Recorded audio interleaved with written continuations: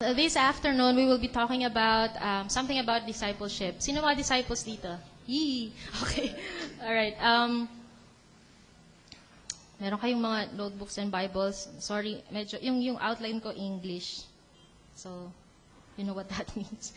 Nosebleed na naman tayo. For those na member ng cell group ko, sino yung member ng cell group ko dito? Yan, narinig nyo na to. So, I hope that you will learn something new today. Okay lang ba? I-share ko yung mga pinag-usapan natin last cell group meeting. Okay lang? Okay lang? Okay, sorry. Hindi sumasagot eh. Okay. So, our talk for this afternoon is something about following Jesus. Actually, so yung talk natin this afternoon is something about following Jesus. This is actually based sa yung palda ko.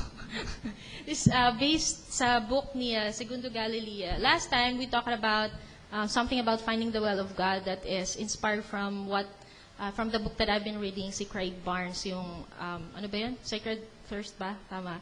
And this time, may sinusundan kami sa cell group na book, si Segundo Galilea. So what I will be talking or what I will be sharing this afternoon is inspired, and much of it is from the book of Segundo Galilea. Tapos, I will just insert some reflection questions na ipopost ko sa inyo. And we will have some sort of sharing later on. Okay lang ba? Thank you. Eto na. Yung title natin this afternoon is Following Jesus, Its Dynamism and Process. O diba, sa title pa lang. Mahaba na.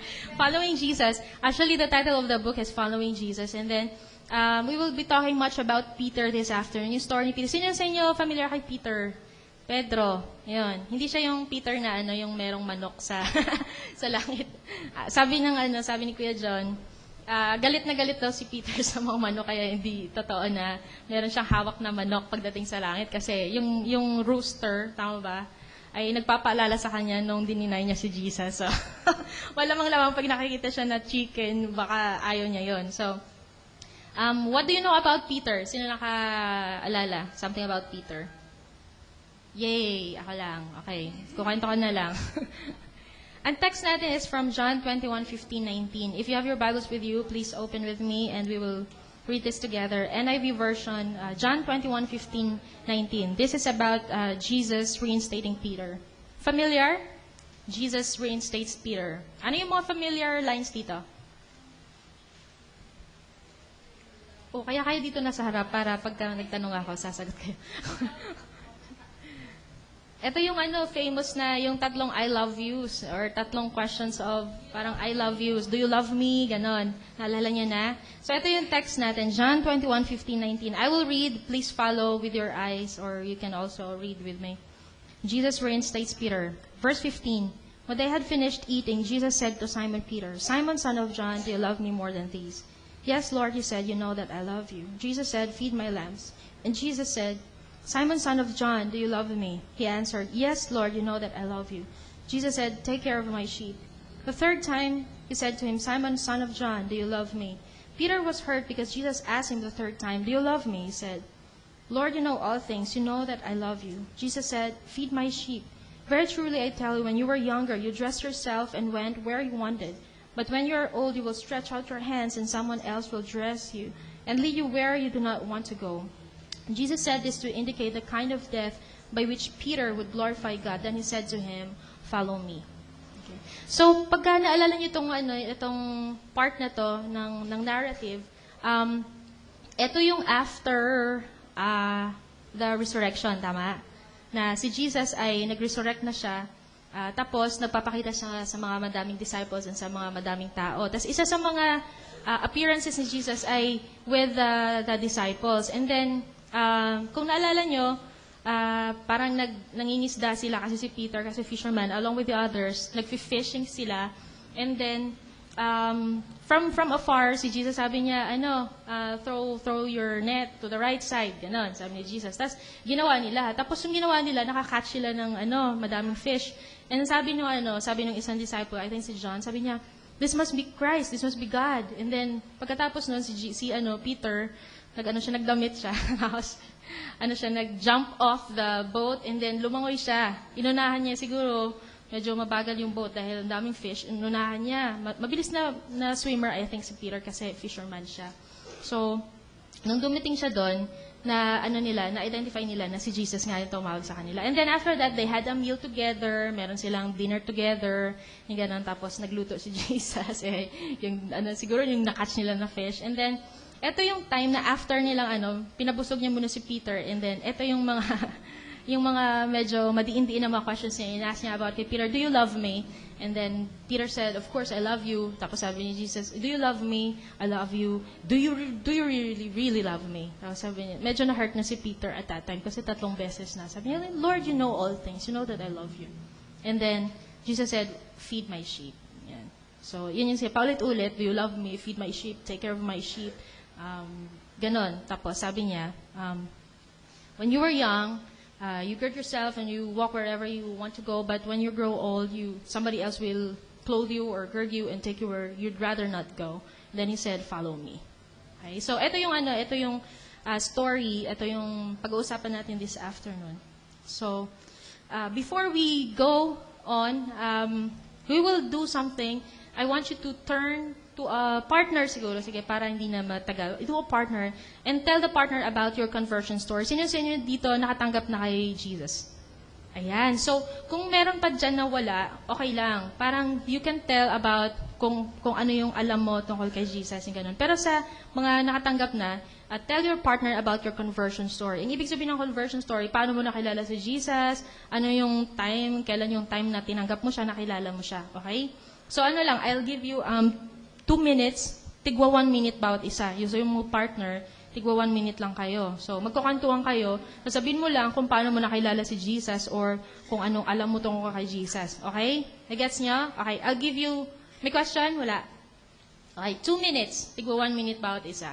Okay, kumusta naman yung mga shinare ng mga katabi nyo? Sino dito sa inyo, sabi niya, tinanggap niya si Jesus dahil natakap lang siya mapunta sa hell?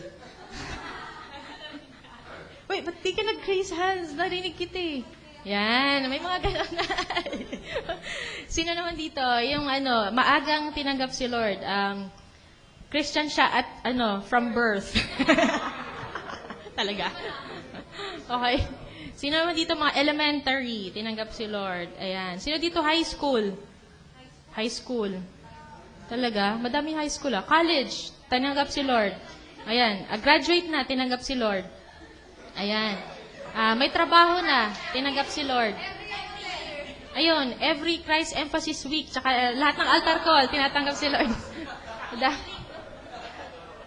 Si Noah, bagong labas pa lang yan, pina-sinner's prayer na yan ng lolo niya. Ano pa ba mga iba-ibang kwento dito? Sino naman dito sa inyo, dahil nalubog sa parang problema, wala na siyang matatakbuhan, tinanggap na lang si Lord?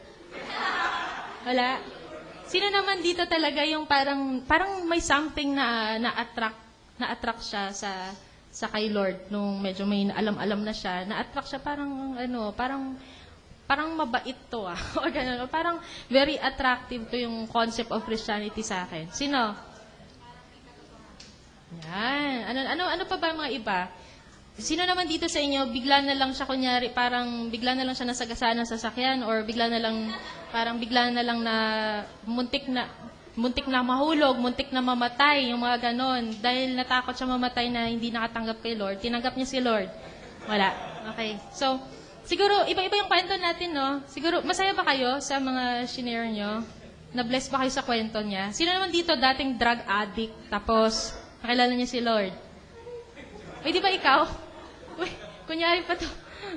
Yung mga ganon. Iba-ibang kwento, no? Sino dito yung laki sa Christian family? Yung bata pa lang siya ay naririnig niya na si Lord. Mga ganyan. Sino naman dito laki sa pamilya na yung kuya niya ay drug addict, yung tatay niya ay mamamatay tao, yung niya ay magnanakaw, yung mga ganyan.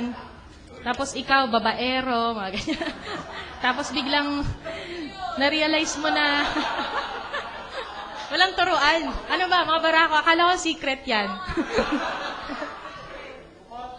Hindi naman ganun kalala, pero hindi kayo lumaki sa Christian family yung parang puro maingay, nag-aaway sa loob ng bahay, mga ganyan. Tapos, na-realize mo, parang ayokong lumaki sa ganitong buhay, parang ganun. Tapos, naalala mo na parang gusto ko na maging Christian. Sinong ganun? Wala. Anyway. So, iba-iba yung kwento natin, no? Ako nung mga siguro ganito ako. Ganito ka-liit or kalaki. Yan, tinanggap ko si Lord, siguro mga elementary, kasi laki akong Sunday school, kasi umaattend ako lagi sa mga ganito. Kumakanta-kanta ako, ganyan. Action song, umaattend ako ng Sunday school, ganyan. Tapos lumaki ako sa church, lumaki sa Christian family. Pero naintindihan ko talaga yung totoong Christianity nung high school na ako. So, doon ako, active na ako, umaattend ako lagi ng church, umaattend ako ng campus fellowship, ganyan. Tapos, nung nagpatuloy ako hanggang college, hanggang graduate, hanggang ngayon. So, ganun siya. So, kaya ako masaya dahil may mga kids dito. Very empowering and very encouraging yan siya. Nagmi-meet yan sila every Saturday with Ate Nikay. Very encouraging yan kasi ang laki ng hope ng natin, ng congregation natin. And as a whole, yung bansa natin, dahil pagka na-disciple itong mga batang to ay mas madami tayong ma-raise up ng mga matitinong Pilipino at saka mga tao dito sa bansa natin at sa mundo. Okay ba? Okay. Yan. So, bata pa lang, kailangan kilalanin na natin si Lord. Okay? Para hindi tayo mapasama yung buhay natin. Anyway, what we will talk about this afternoon is about discipleship, specifically about the life of Peter. So, we will have something like a sort of character study din kay Peter. So, ang sabi dun sa book, sabi niya, following Jesus is the root of our Christian demands and is the only criterion by which we can evaluate our spirituality. Ano daw? Ang ibig sabihin nun, ang root ng lahat ng Christian demands is about following Jesus. Ang ibig sabihin, ang sabi niya, ang mga examples na sinabi niya is, there is no such thing as a spirituality of prayer. Siguro parang iniisip natin na when we pray a lot, that is a spiritual thing. Of course it is, pero yung criteria is not about a spirituality of prayer. There is no such thing as a spirituality of devotion or a spirituality of going to church services or spirituality of siguro feeding the poor or evangelism or anything like that. The only criterion of spirituality is following Jesus. Nakakasunod tayo. Ibig sabihin, it all boils down to our obedience of the Lord. So, if there is such thing as the only thing that makes us pray more and the only thing that makes us worship or fellowship together or help the needy, lahat ng mga kabutihan na ginagawa natin, this is only a result of our following Jesus. Nagets natin? So, yun lang ibig sabihin nun. English lang siya. Okay? So, following Jesus is the root of our Christian demands and is the only criterion by which we can evaluate our spirituality. Okay? To speak of following is to speak of conversion, of selling all. Ang sinasabi dito na selling all is that concept from the Bible. You remember yung the pearl of great price. This merchant has found a pearl of great price. And maybe he has other pearls. But then when he found this pearl of great price, he sold everything just to buy this pearl of great price. Nag-gets yung concept, yung lahat binenta niya, lahat ng ari-arian niya, just to buy that one thing. Bale, lahat kapalit nung isa. So this is about our conversion, understanding the pearl of great price. And only God can demand such a following. And it is in following Jesus that we follow God, the only absolute. Kumbaga, only God can demand. Minsan, i-label natin siya na parang extreme or something, parang weird things. But only God can demand that of us. So, the demand of selling all or the demand of conversion is a demand of the absolute, and that is God. So, lahat ng sino dito sa inyo, feeling nyo, you have already gone through this, you have sold all. You have sold everything and followed God. Wala kayong ari-arian?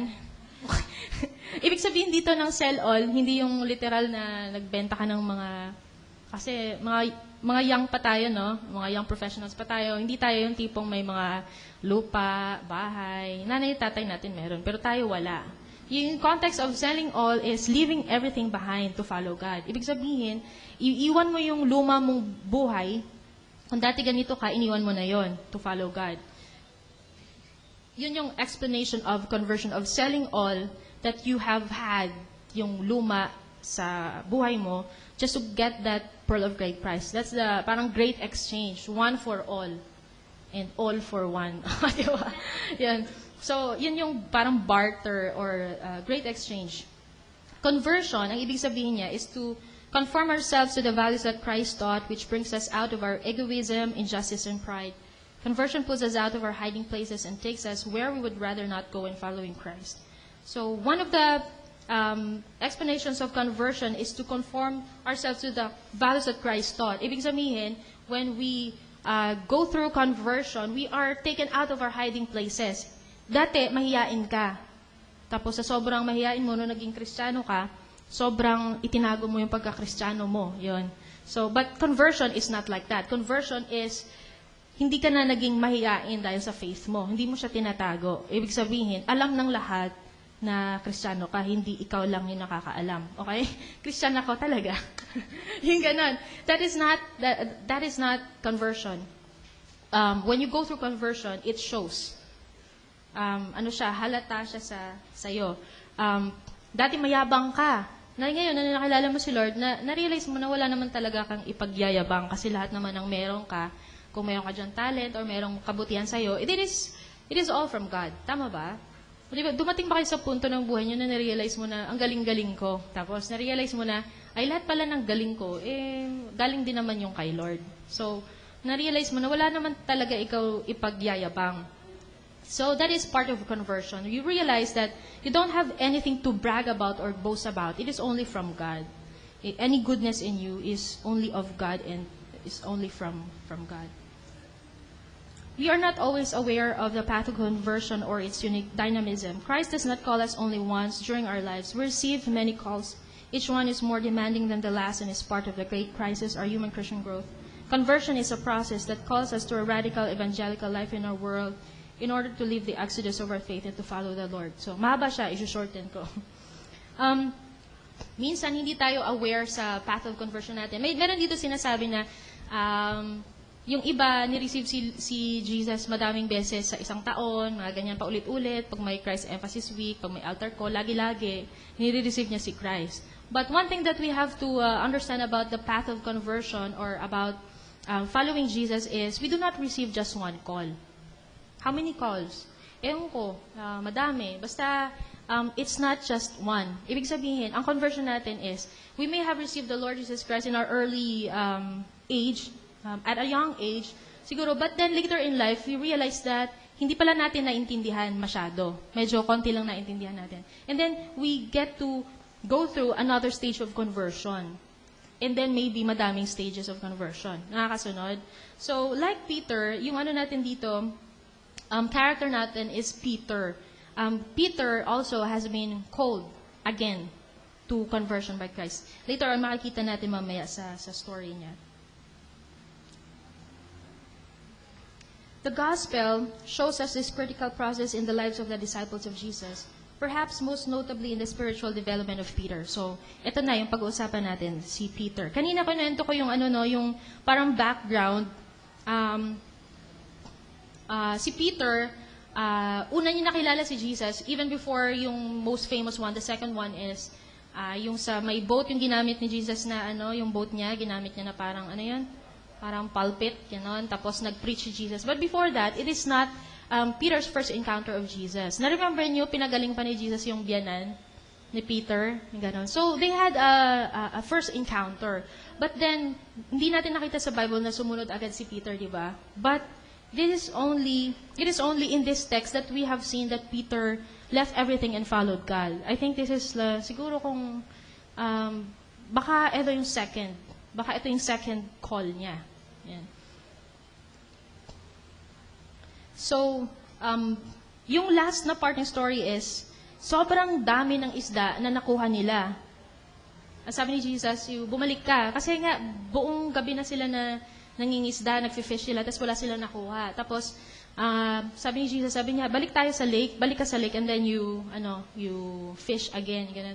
Siyempre, lahat ng mga mangingisda, nagigets nila na wala talaga makuha ang isda doon. Kasi nga, the whole night, dapat gabi yun, di ba? Gabi nila nakukuha yung isda. Pero nung inutusan ni Jesus, araw na yon. So, medyo lumalayo na yung mga, hindi na pumupunta yung fish doon. Lumalayo yung fish. Kaya nga hindi may mga isda. Minsan may mga dala silang mga, ilaw pagkagabi. Kasi nakaka-attract ng mga isda. So, pagka-araw, walang ganon. So, nung sinabi ni Jesus kay Peter na, you go back and go fish again, lahat ng mga fishermen, siguro iniisip nila, it doesn't just make any sense. It is illogical. Sabi niya, but then, because you say so, siguro, by this time, he already has a knowledge about Jesus Christ na this man is something or this man is someone. So, hindi ko alam kung ano yung reason ni Peter na bakit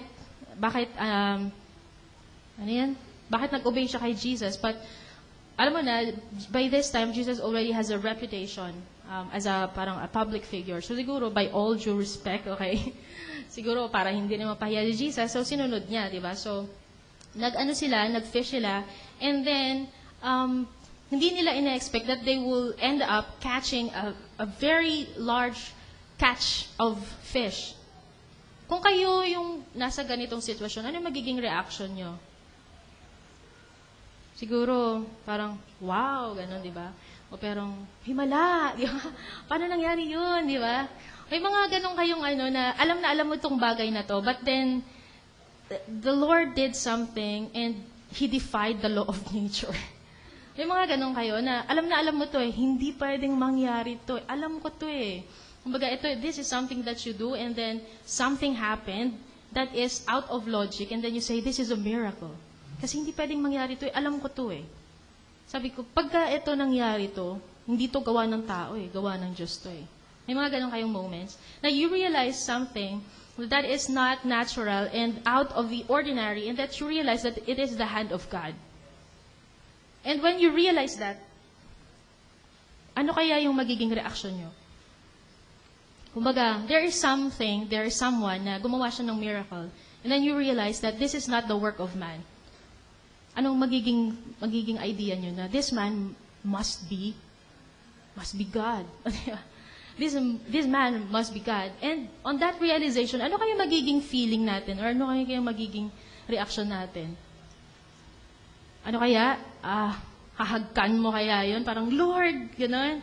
Or ano kaya magiging reaction mo, di ba? We have to understand that they have medyo iba yung time nila. They are very well aware that to see the face of God is to die. So, siguro at this moment, Peter realizing na hindi tao to. Malamang-lamang, Diyos to. Delikado ako. Malamang-lamang siguro yun yung na-feel ni Peter, no? Parang, kaya nga sinabi niya, is away from me, I'm a sinner. Because at that moment, he realizes that he is facing somebody who is capable or able to command the fish to get inside the nets by His word. And that someone is, someone who can do that is only God. Because only God is powerful na mag-release ng words and it happens. Na siguro dumamabalik sa isip niya, oh no, ito yung nagsasabi na, let there be light, nagkaroon ng light. Let there be animals, nagkaroon ng animals. Na, let there be fish inside the nets. Ito yun siya. And to see His face is to die in His presence. Siguro, alam niyo yun, yung takot ni Peter na, away from me. Parang siguro, kino-cover niya yung eyes niya, away from me, Lord, I am a sinner. But then, this is also this very opportunity that Jesus took advantage of Peter's crisis and called him to conversion. Meron kayong mga ganon na may na-realize kayo sa mga buhay nyo na akala mo magaling ka. Magaling ka na fisherman, magaling ka na teacher, magaling ka na musician, magaling ka na engineer, magaling ka na nanay, tatay, magaling ka na anak. But then suddenly you figure out or you realize that you are no good because you're a fisherman and you cannot catch even one fish. Magaling ka na teacher pero hindi ka makakapagturo ng maayos. Ano ba yung magaling ka? But then suddenly you realize that you're not good at anything. And you face this crisis and you realize that, oh no, I am nothing. And then this is the very crisis that sometimes draws us to God because we realize we are nothing. And this is the same thing with Peter. Na-realize niya na fisherman siya, pero ayun, parang lawlaw. Parang wala siyang, hindi, alam mo yun, parang nakakahiya, fisherman ka pa man din na turingan, di ba? Wala kang nakatch na fish. Pero this is also yung crisis that called him to another stage of conversion. It is also the same thing with us. Sometimes, medyo maayos na yung buhay natin, madami tayo nakakatch na isda, mga ganyan. Pero at one point in our lives, we suddenly catch nothing. And then we realize something. And this is the opportunity, or sometimes, this is the times that Jesus takes advantage of this crisis in our lives to call us to conversion. Maybe not the first conversion, maybe another stage of conversion. And this is what happened to Peter. Ito yung second call to conversion niya. And he said to Peter, "Don't be afraid, from now on, you will be fisher of men." And this is the word of God to Peter. From now on, you will be fisher of men. Siguro, may mga ganun tayong bagay sa buhay natin, no, na nung na-realize natin na wala talaga tayo, and then suddenly, God would call us and tell us, "Don't be afraid. From now on, I will call you. You will be fisher of men. From now on, I will give you a vocation that is far greater than yourself. From now on, I will give you something to do, a work to do that is beyond your capability, that is beyond your ability, but something that would show my strength and not yours." Yung mga ganon kayo, yung mga ganon tayo. Na ito yung parang time na mag-shine si Jesus, na maipakilala niya yung sarili niya na, in your weakness, I can show my strength. Don't be afraid, because from now on, you will be fisher of men. Remember the call of God to you for the first time. Remember what the Lord has told you for the first time. You will be a fisher of men. Sa'yo, anong sinabi ng Lord sa'yo? Nung una mo siyang na-meet or yung second conversion mo, ano kayang sinabi ng Lord sa'yo? Panghawakan natin yan. Later on, we will appreciate more about yung sinabi ng Lord kay Peter. How many of us have been through a crisis where we found or have known the Lord? It is in these moments when we are faced with the reality that we cannot go out fishing on our own, though we believe that's the thing we are most good at in our life, some sort of vocation. Up until we realize we're not good at it or anything else, we don't go through this crisis where we find the Messiah, who is the only one who's able to do miracles and cause us to catch an enormous catch of fish. It is in realizing the weakness that we get to receive that strength that enables us to be fisher of men. This is the call to follow God. From now on, you will be fisher of men. Then Jesus said, after that, follow me. That is the call of God. Ito, sasabihin ko yung background ni Peter para medyo malala natin. Alam ko dami niyong alam kay Peter, pero refreshing na marinig natin ulit kung anong klaseng tao siya. Formerly Simon, Peter was the son of Jonas and probably a native of Bethsaida in Galilee. Peter and his brother Andrew were fishermen on the Sea of Tiberias, also called the Sea or Lake of Galilee, and partners of James and John. So, alam niyo yun, yung Peter, James, and John, sailing in the water. Sila ito yung magbabarkada, di ba? Lagi sila magkakasama. Tapos kapatid ni Peter, si Andrew. Pareho silang galing sa Bethsaida. Maliit na town lang to. Si Peter and Andrew were disciples of John the Baptist. But then, sabi ni John the Baptist, tinuro niya si Jesus as the Lamb of God kay Andrew. And so si Andrew, sinabi niya kay Peter na, "We have found the Messiah." Tapos iniwan nila si John the Baptist. Tapos mag-follow sila kay Jesus. Tapos, si Peter din, ang sinabihan ni Lord na, "You are Simon, the son of Jonas. From now on, you shall be called Cephas," or Peter. Ibig sabihin on rock.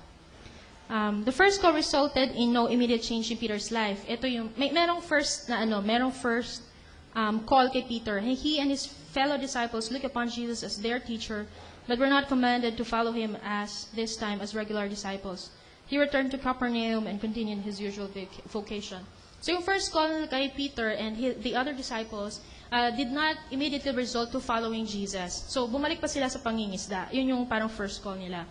But the second call, ito yung sinasabi natin kanina, yung kinukwento natin. What received on the Sea of Galilee, with the 4 partners, si Andrew, Peter, James, and John, were fishing.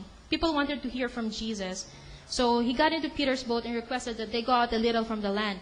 Alam nyo, medyo naintindihan ko na kailangan gawin yun ni Jesus na kasi pag nasa beach kami, tapos merong parang gathering na may kumakanta-kanta, tapos ang layo-layo namin, tapos naririnig ko lahat ng words na sinasabi. Yung lahat ng kanta, lahat ng words, nung preach na, na pastor, naririnig ko from afar. Tapos naalala ko si Jesus na, ang galing ni Jesus, alam niyo yung concept na yun. Siyempre siya yung gumawa, di ba? hindi siya yung dun lang siya, parang pinalayo niya pang ganyan. Kasi parang may something, hindi ko ma-explain yung concept, something about yung sa hangin, yun, tapos mas madami yung mas madami yung makakarinig, pagka may certain distance, yung ganon. So, alam ni Jesus yung concept na yun. So, ang galing. So, dun ko lang na-appreciate na, kaya pala. Kasi dati, syempre, hindi ko naman gets yun na, mas malapit, syempre, mas di ba? Mas malakas. Pero hindi lumayo siyang ganyan. So, si Jesus yung unang naka-discover ng concept ng mass communications. Syempre. So, yun yung ginawa niya.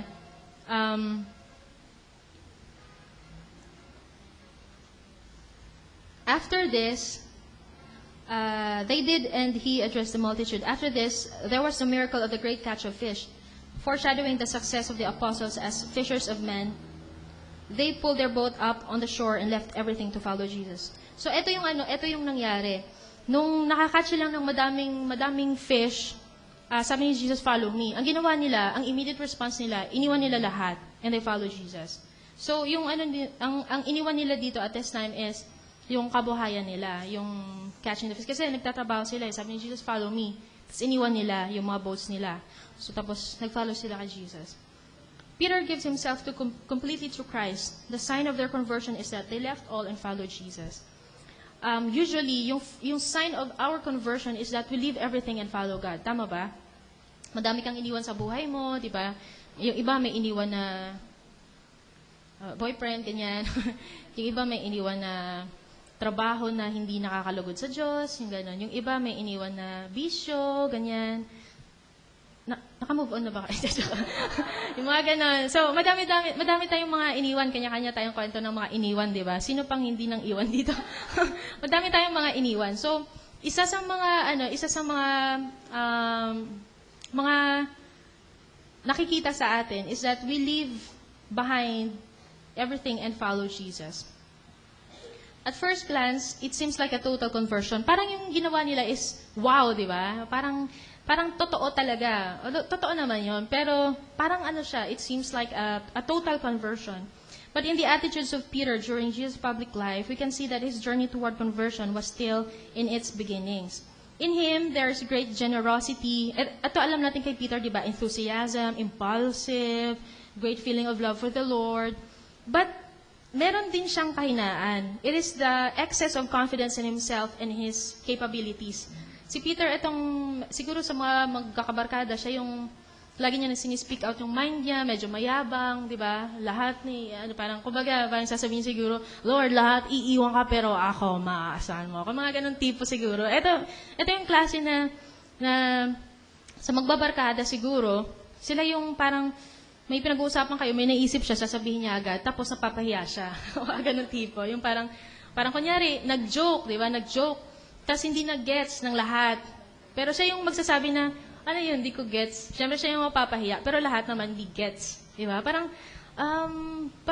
hindi ko gets. Ano ba yung sinasabi mo, ganyan. Siya yung madalas maunang magsasalita. Kahit yung ibang mga kabarkada niya, hindi rin gets, pero hindi sila magsasalita. So yung madalas napapahiya, si Peter. Siya yung unang napapahiya. Pero, ang ganda kay Peter, siya din yung unang nakagets.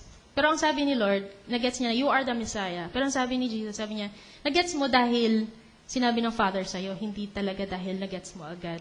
Medyo may pagka-slow si Peter. Yung medyo claiming intellectual sa kanila si John di ba? Si John medyo medyo intellectual ang peg. Pero si Peter, siya yung ganun, siya yung meron ba yung mga ganun sa barako? Joke lang. joke lang. Ito si Peter, pero siya yung grabe yung parang kumbaga yung tipong pare, pag may mananakit sa'yo, uupakan ko, sabihin mo lang. Yung mga ganong tipo, parang si hindi, joke. ganong tipo si Peter. Ganon siya, very impulsive, very passionate, very, tawag dito, yung siya, yung, hindi masyado siyang yung parang madalas nadudulas yung bibig niya, yung mga ganon. Parang ganon yung nai-imagine ko kay Peter. His idea of Christ and of the kingdom to which he had given himself was still superficial. Jesus for him was not only a religious master but also the earthly Messiah who would liberate Palestine. So, si Peter along with the other disciples ay medyo hindi niya nagigets yung concept of the Messiah and of the kingdom of God. Sino ba sa atin dito gets agad, di ba? Meron, naalala ko yung sinasabi ni Daddy sa cell group niya daw na nagsispeak daw siya about the kingdom of God. Sorry. Speak siya about the kingdom of God. And then, medyo nakakalito yun. Tapos may mga questions na nag-arise like, may langit ba talaga? Mga ganyan-ganyan. So, sino ba sa atin dito nag-gets agad yung concept of kingdom of God? Diba? May tinanong nga ako dati niya, medyo napahiya pa ako kasi medyo mali yung sagot ko. Ano yung kingdom of God? Medyo napahiya ako. Wait lang. The kingdom that is here and now but is not yet. Ano yun? Basta yun ang sabi sa Casey namin Basta ganyan-ganon. Yun yung concept of kingdom of God. But then, madalas naman sinasabi ito ni Pastor sa inyo, na about the kingdom of God, na dinidiscuss niya about the kingdom of God, yung, ano nga yun? Hindi ko maalala. Anyway, yung medyo hindi clear sa kanya yung concept of a Messiah, that's why it explains yung attitude ni Peter towards, naalala niyo yung sa Gethsemane, yung, may pumunta sa kila Jesus, tapos parang i-arrest siya. Tapos ang ginawa ni Peter, dinro niya yung sword niya, tsaka pinutol niya yung tainga ng isa. Tapos binalik ni Jesus, tapos hindi niya na-gets. What? Akala ko ba tayo? Revolusyonaryo? Akala ko ba, magtatayo tayo ng kingdom? Di ba nalala niyo yung na-explain ni Kuya John na yung sa may Caesarea Philippi, na sabi niya, I will build my church. And the word church there, the term church, it refers to a military term, which means parang elite force, and gano'n. So, siguro in their concept, the kingdom of God is really about them starting a new era of government, and gano'n. Tapos, yung Messiah sa kanya ay, kung nagigets niya siguro na-imagine niya na nakasakay sa kabayo na puti, tapos papatayin lahat ng mga Romans na lahat ng mga nang-aapi sa kanila, papatayin. Magsa-start, kumbaga, meron silang New People's Army, mga ganon. Meron silang elite force na magsa-start sila ng bagong government. Parang ganon. So, siguro, ganun yung concept ni Peter. That's why it explains na ganun siya mag-isip, tsaka ganun din siya mag-act. But, sabi ni Jesus sa kanya, hindi yan yung pamamaraan natin. Hindi mo na-gets. That's why, lagi siyang sinasabi niya kay Jesus na, Lord, yun? Hindi ko papayagan. Parang hindi ko papayagan na mangyari sa'yo to. Tapos sabi ni Jesus sa kanya, away from me, Satan. Get behind me, Satan. You don't have the things of God, but the mind of man. Parang ganon. So, hindi niya gets. And tayo din, siyempre hindi din natin gets at the start. And siguro yung mga ibang disciples, hindi rin nila gets kasi nga, akala nila the whole time pinag-uusapan ay about a new kingdom or a new era or government. But then, God is talking about a different kind of kingdom. And that concept eludes Him. Hindi niya na-gets. Hindi niya mag-gets yung pagiging Messiah. Hindi niya gets na pumayag si Jesus na i-arrest siya. Kasi iniisip niya, pwedeng sabihin ni Jesus na, I will, parang magsisend ako ng angels, and, lilipulin lahat, mga ganon. Pero hindi niya ginawa, so medyo na-confuse si Peter. Sabi niya, tama ba talaga itong sinusundan ko? Bakit walang nangyari? Tas ito pa, malala, namatay, pinako sa krus. So, wala nang pag-asa, hindi na yung gusto namin na bagong Israel, yung gano'n. Tapos hindi niya na-gets. Tapos, ang malala pa, di namatay si Jesus, bumangon na, ganyan. Tapos, ang sinasabi pa din niya, kailan mo i-restore ang Israel? Ha? Namatay na't lahat? Bumangon na? Hindi pa rin gets, di ba? Kailan may restore yung Israel? Ang pagkakagets niya pa rin, sabi niya, the first time fail, epic fail. Siguro next time, na si Jesus nag-resurrect. Siguro by this time, i-restore niya na yung Israel. Tapos, only after 3 years, I think, of ministry, did Peter understand about the concept of the Messiah and of the kingdom of God. Slow ba siya? Tayo ba? Gets natin agad? Hindi naman, di ba? So, ganun siya. Si Peter is only, sometimes parang reflection siya of the many of us. Di ba? Hindi rin natin siya gets. This is why Peter has more and more difficulty in understanding the nature of discipleship. Kayo ba, meron kayong mga nag-gets nyo ba agad yung mga concepts of discipleship of the kingdom of God? Yung mga paradoxes na, if you want to live your life, you lose it. If you want to lose your life, ano yan? Ano nga yan? Tama ba? Basta nag-gets yung concept na kung gusto mong mabuhay, kailangan mamatay ka, gusto mong mamatay, ganun. Mga paradoxes, yung mga kailangan ibenta mo lahat para makuha yung isa, parang, lugi ata yun Yung mga ganun, mga ganung concept, tapos mga, kung sino yung huli, siya yung mauna, sino yung una, siya yung mahuli, yung mga ganun, kung sino yung yung pinaprioritize yung sarili nila, magiging servant, yung sino yung servant of all, siya yung iaangat yung gano'n, yung, diba? Pagka mo siya, i-understand mo siya sa concept mo lang, hindi mo talaga gets, diba? So, patawarin natin si Peter, kasi pare-pareho lang tayo. So, siguro, ngayon, pinagtatawa natin si Peter, medyo may pagka-slow siya, pero tayo din, ang dami nating di na-gets, diba? Yung mga simpleng bagay lang sa buhay natin, di ba? Alam mo na nakakasama sa'yo, game na game ka ba din, yung mga ganon. So, madami tayong mga ganong kwento and versions of the Peter syndrome. When Jesus speaks of the cross, he is shocked, si Peter. He is incapable of freeing the possessed by the devil as his master had done because he still has not understood the value of faith and prayer. So, may time na parang inutusan sila, parang iniwanan sila, tapos may dinadrive out sila na demon-possessed na tao. Tapos sabi niya, Lord, ba't hindi namin nagawa? Ikaw nagawa. Tapos sabi niya, this one can only come out of prayer and fasting. Ganun. So, hindi nila nagigets yun. Hindi nila nagigets pa yung value of faith and prayer. During the hours of the Passion, he experiences his limitations in a dramatic way, as well as the instability of his commitment and conversion. Full of emotional fervor, he had announced he would never abandon the Master, even if everyone else did. But many hours later, he repeatedly denied and betrayed his Lord.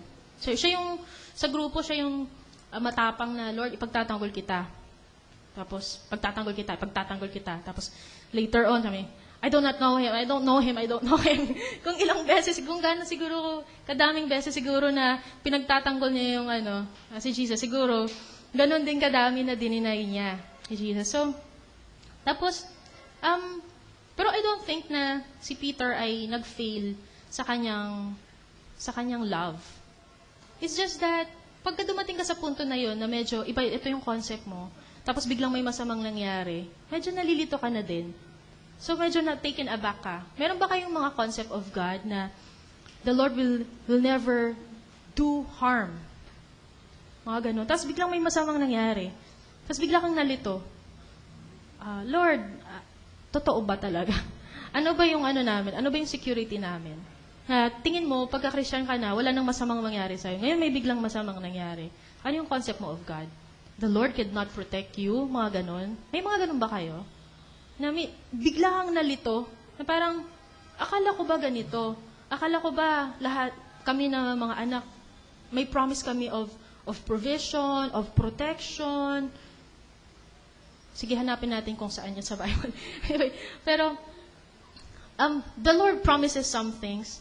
Yeah? So, ito yung mga kiniklaim natin. But then, when things, yung concept natin, yung pagkakaintindi natin sa mga bagay about His promises or about our concept of God, ay hindi siya nagre-reconcile doon. Medyo nalilito tayo, taken aback tayo, wait lang.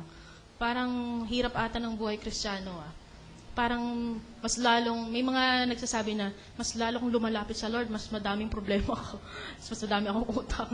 Yung ganun. Baka pala utang ka lang talaga. Yung mga ganun na parang, kung kailan pa ako naging Kristiyano, doon pa ako pinapersecute. Siyempre, part ng promise yun, you will be persecuted.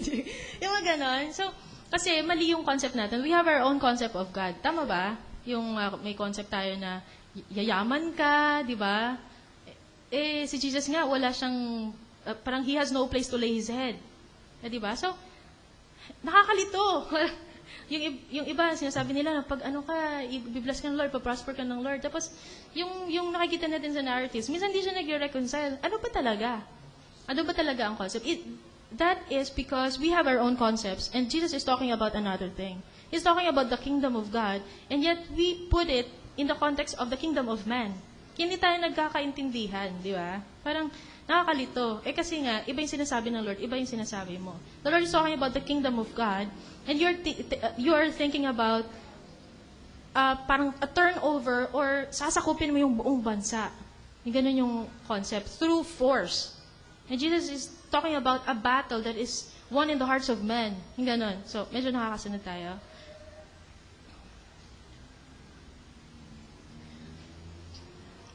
For Peter, this was serious crisis. It made him understand the superficiality of his conversion.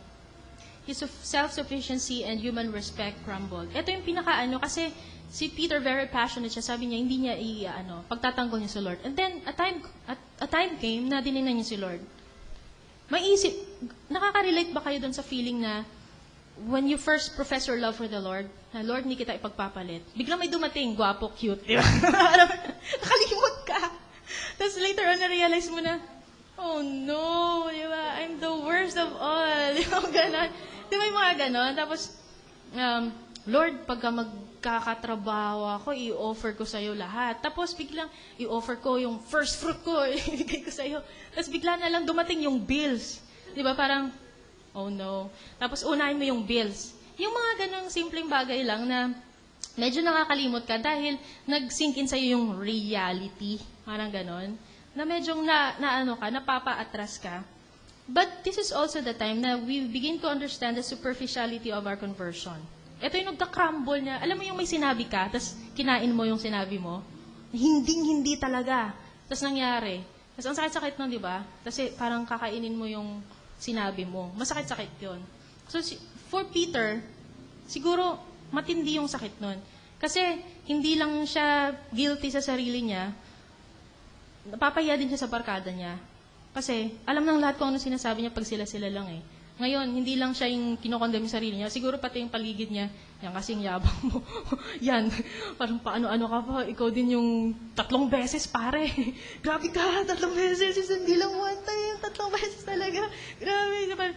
Kung ako yun, nakakahiya talaga yun. Alam mo yung nahiya ka na nga, tapos may nagsasabi pa. Alam mo yung feeling na yun? Parang grabe, nakakahiya ka talaga. Parang, shut up! I know, right? Ay, ganon. So, isipin niyo na lang yung guilt, tsaka yung siguro yung self-condemnation ni Peter, no? Na sa time na yon. But then, this is also the time that Jesus takes advantage of his crisis to call him again to a more mature and decisive conversion. Ano ibig sabihin ng more mature and decisive conversion? Ito yung medyo madrama yung second conversion ni Peter. Yung setting, lake, ganyan. Tapos, nagningisda sila. Tapos, yung kinukwento natin kanina, at daybreak, Jesus was standing on the shore and tells them to cast their nets to the right of the boat, and they do make an enormous catch of large fishes. Then they all come ashore to eat with Jesus. Medyo dramatic yung second call of the conversion ni Peter. You remember that time, kanina? You remember that time na Jesus was first called by God and the setting was the same. At tingin ko medyo may drama effect yun. You remember your first love. You remember the first time that God called you, and then you failed, and then He called you again. What if the setting is the same as that of Peter? Na you were called in your crisis, and then you realized that you failed miserably, and then God called you again. And you are in the same setting. You were in the same crisis. Yung time na siguro na kinol ka ng Lord, meron kang problem, and then tinanggap mo siya, tapos nakalimutan mo siya along the way, and then you had another problem, and then you remembered God, and it's the same time, or it's the same parang situation that God called you again. Medyo madrama dun, no? Kasi parang pinaalala sa kanya na, this is the first time that I called you, remember this. Parang medyo may ano yun sa akin, may effect na parang ganun, parang remember the first time. Remember the first time I called you. And this is the same setting. Yung si Jesus, kinol niya si Peter again. Pinatapos niya yung, kumain muna sila. alam niyo yung minsan may mga ka-cell group kayo na alam mo may sasabihin ka talaga sa kanya. Labas tayo, kain tayo. Yaks. Tapos nung kumakain na siya, pagkatapos niyan, may nalaman ako tungkol sa'yo eh. Naks. Pinakain muna eh, no? Kasi daw, ito yung mga technique sa mga cell group eh. Pagka binibigyan mo ng pagkain yan, medyo mas medyo mas nagiging open na kasi, sorry, sinabi ko secret. Di ba pagka nagkakainan kayo, di ba, parang, ang saya-saya, di ba, ang saya-saya niyo, tapos nagkakantuhan na kayo. Hindi yung, kumbaga, kayo lang usap tayo, tapos kinakabahan ka na, di ba? Pero pagka yung may katuwaan mo na kayo, kain tayo, yaks. So, kumusta ka naman? Okay naman ako, ate. Kumusta naman yung mo? Dininay mo ako 3 times, ganun eh, no? Three times. Sige. Mahal mo ba ako? Tapos sabi ni Peter, sabi niya, syempre, Lord. Di nga, mahal mo ako. Oo. Sige. Mahal mo ako. Lord naman eh. Alam mo naman eh. Nalab kita eh. Sabi niya, okay. Sabi niya, feed my sheep and then follow me. Yung time na yun, ito yung ang sabi dito is, medyo na-hurt pa si Peter kasi tinanong talaga siya 3 beses. Medyo mahaba-habang sa ibang exposition na yung mga ganun. But we will just, we will focus on the discipleship or the following of Jesus ni Peter. Ang sabi sa kanya, Simon, do you love me? Yes, Lord, you know that I love you. Feed my sheep. It is only because of our love for the Lord that we get to feed sheep. It is only because of our love for the Lord that we are able to do His work. Because we love Him. Apart from that, we cannot do that work. Kasi doon nang gagaling, it is only in our love for the Lord that we follow Him. And His command is to feed the sheep. Peter has been able to overcome his crisis and to say yes to Jesus, but the crisis have taught him much. They allow him to make responses more mature, deeper, and qualitatively different from that of 3 years before. Apparently, he has lost enthusiasm and the generosity and spontaneity of before. Now he does not dare to declare as he had before the passion that he loves Christ more than the rest. Now, it seems that si Peter medyo mas nag-mellow down, medyo mas hindi siya ganun ka-enthusiastic. But in truth, in reality, Peter's conversion here is more mature. Because he has a point of parang comparison or a point of reference about what he's talking about. Ngayon yung sinasabi niya ay naiintindihan niya na. When God says, you follow me, gets niya na hindi madali yun. Gets niya na hindi niya kaya niyan mag-isa. Gets niya na it takes more than just capabilities or passion or enthusiasm, but it takes the call of God to follow. It is only by the word of God, and it is only by the call of God to follow. Parang beyond that, you cannot do what God demands of you. So, medyo nag-gets niya. Meron pa kayong mga gano'n na, nung medyo bata-bata ka pa, medyo mas mayabang ka. Nung medyo tumanda ka na, medyo madami kang naintindihan sa buhay, hindi ka na gano'ng kayabang. Medyo mas matalino ka na magsalita, yung gano'n. Kasi, pagka sinabi mo na, kaya ba to? Oo, kaya yan. Nung bata ka pa, gano'n ka. Pero nung medyo matanda ka na, kaya ba to? Mahirap yan. Siguro it would take this and that, blah, blah, blah. Pero, kaya yan. Kaya yan. Ganyan. Di ba? May nag-iisip-isip ka. Pero yung mga bata, di ba? Gawin natin to? Go! Kaya natin yan. Yan. Yung mga gano'n, medyo maangas pa. Pero nung medyo matagal. I think this is the same thing that happened to Peter. Na, do you really love me? Naalala niya yung sinabihan siguro siya ng nakilala mo si Jesus, sabi niya, hindi ko kalala yan. Tapos papanunok siguro siya, I love you. Sabi niya, Peter, do you love me? Tapos naalala niya yung may isa na namang tao na lumapit sa kanya. Uy, parang nakita kita kasama ka ni Jesus. Hindi ko siya kilala. Yung accent mo, pareho eh. Hindi.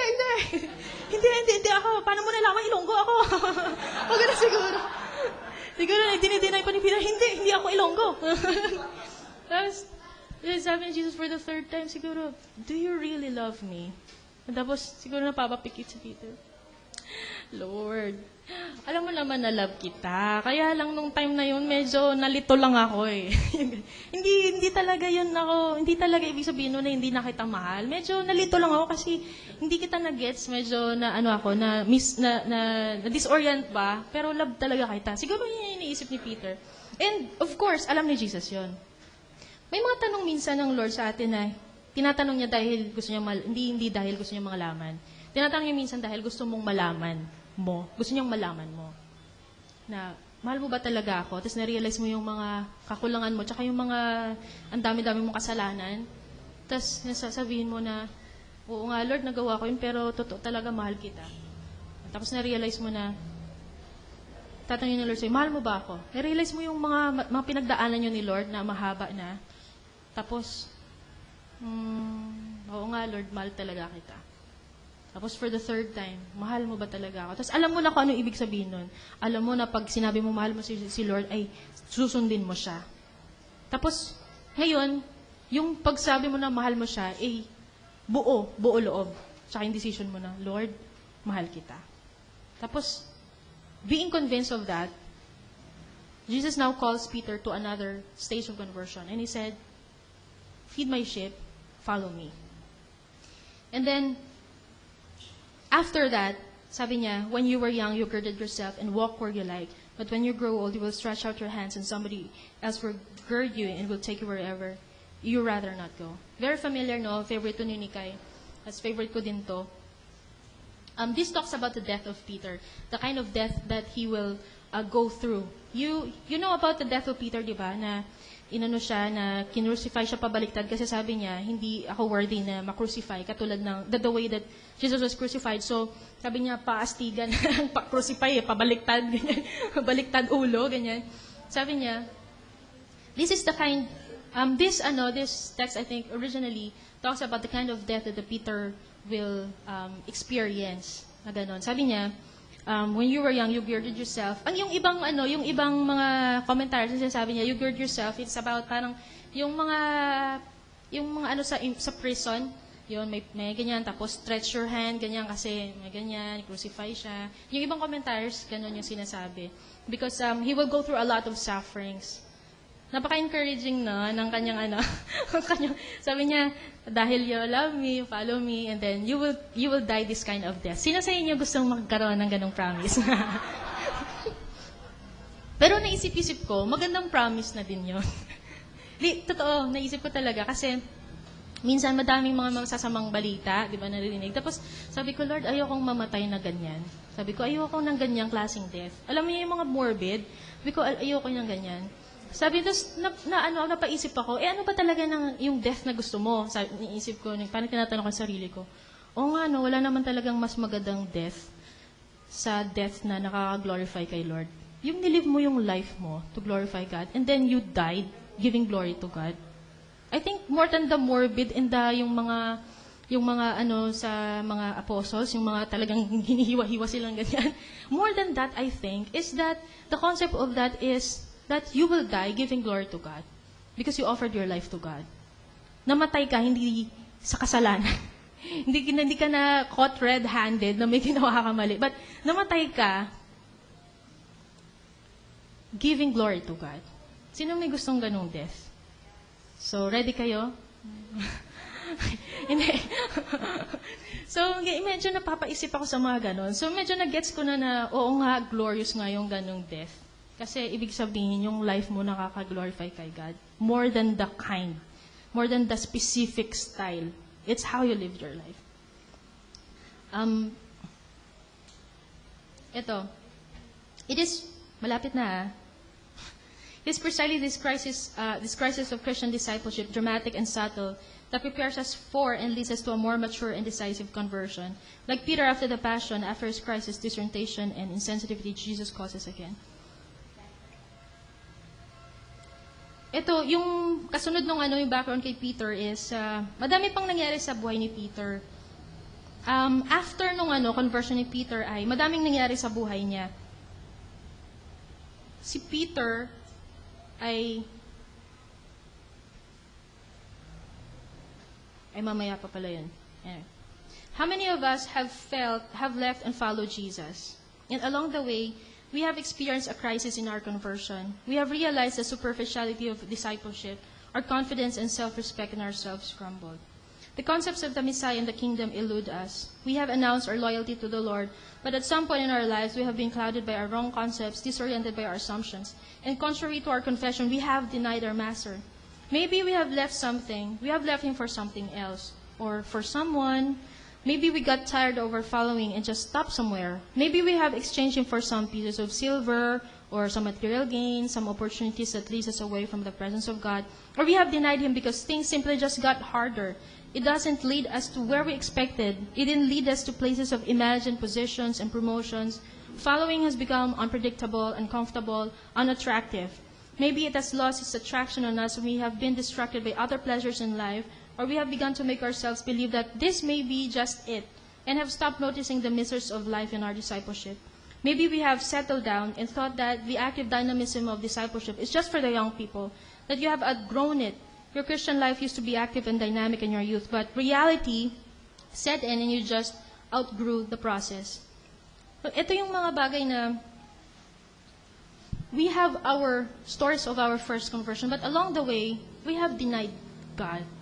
Siguro hindi kasing nakakahiya na kay Peter, tapos nakasulat pa sa Gospels, but then we have our own versions of denying the Lord.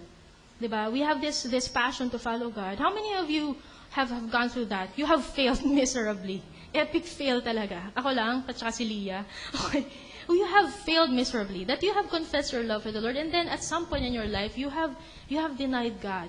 And then, you hated yourself because of that, because you have professed your loyalty to God. And then, na-realize mo na, hindi talaga ako yun.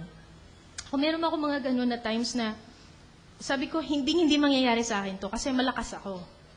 Inisip ko kasi na, parang sa past ko, yung pattern ko is not like the other people. I know that I am strong, I know that, just later in life, I realized that, kung saan ako malakas, doon pa ako bumagsak. Parang what? And then I realized na, the goodness in me is just because of God. It's not because of my own strength. Maybe, ngayon may iniisip ka na, hindi mo magagawa to.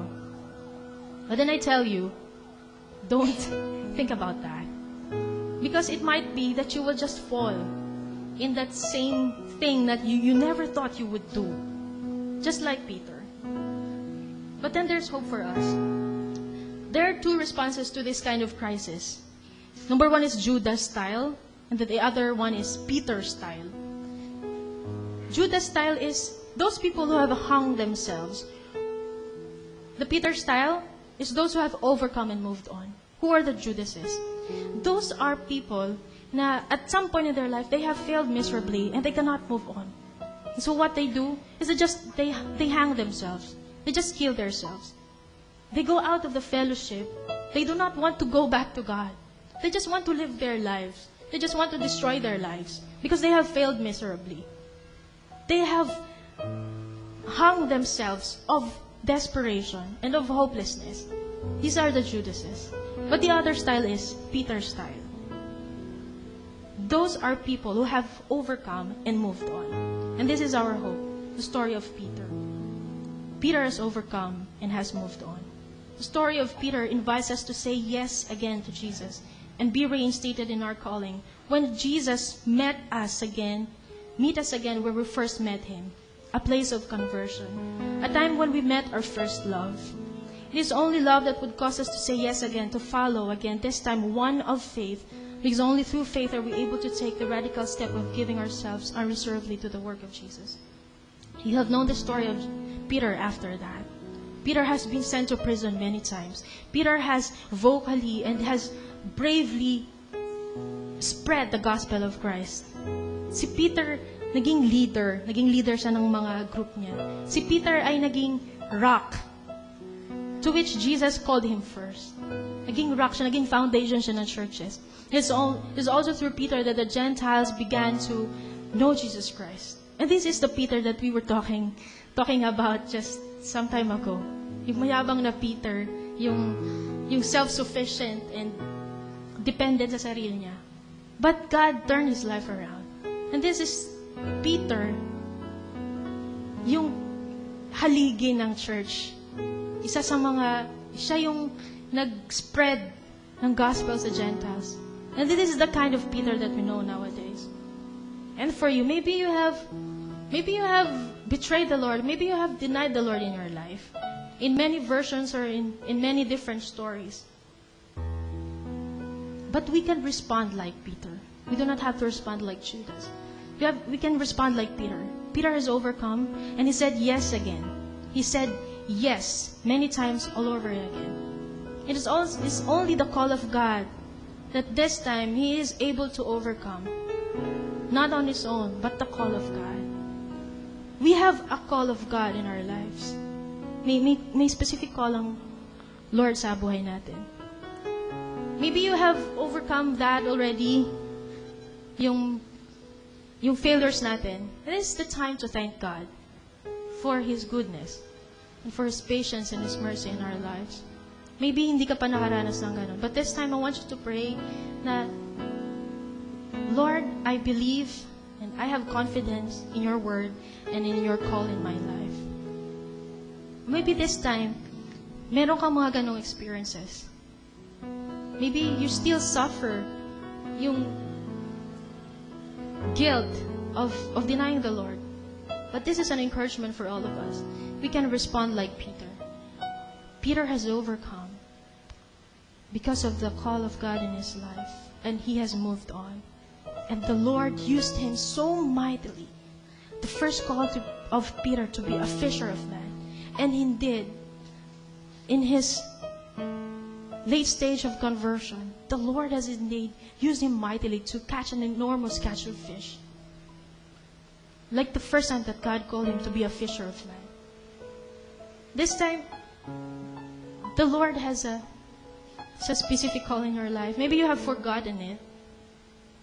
Maybe it was a call of long ago. The Lord has promised you to be great. The Lord will call you to a work so great. But then, medyo nag-doubt ka siguro dahil sa mga kapalpakan mo or reality in life set in you. But this is the time to be reinstated. This is the time to remember again the promises of God of long ago. Because the Lord has called us to be fisher of men. And not just few, but to have an enormous catch of fish.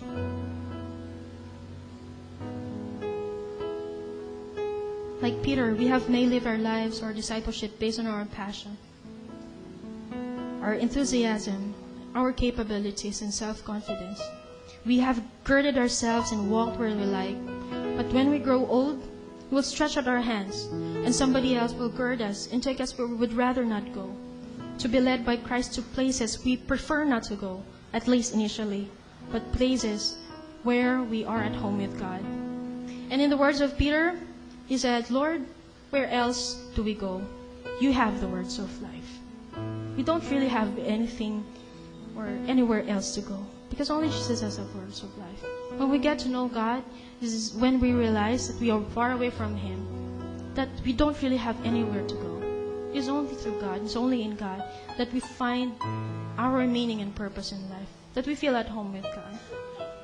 Why don't we just stand up and let's close this time to worship the Lord and remember His goodness.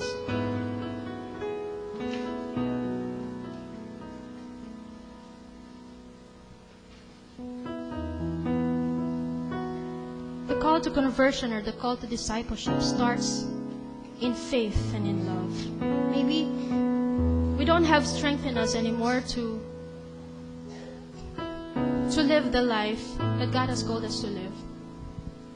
But despite the feelings, despite the emotions, or in the absence of emotion, we still continue to follow the Lord. And I call that as one of faith, not one of passion or feeling or enthusiasm or what have you. It is one of faith. It is simply believing in the call of God.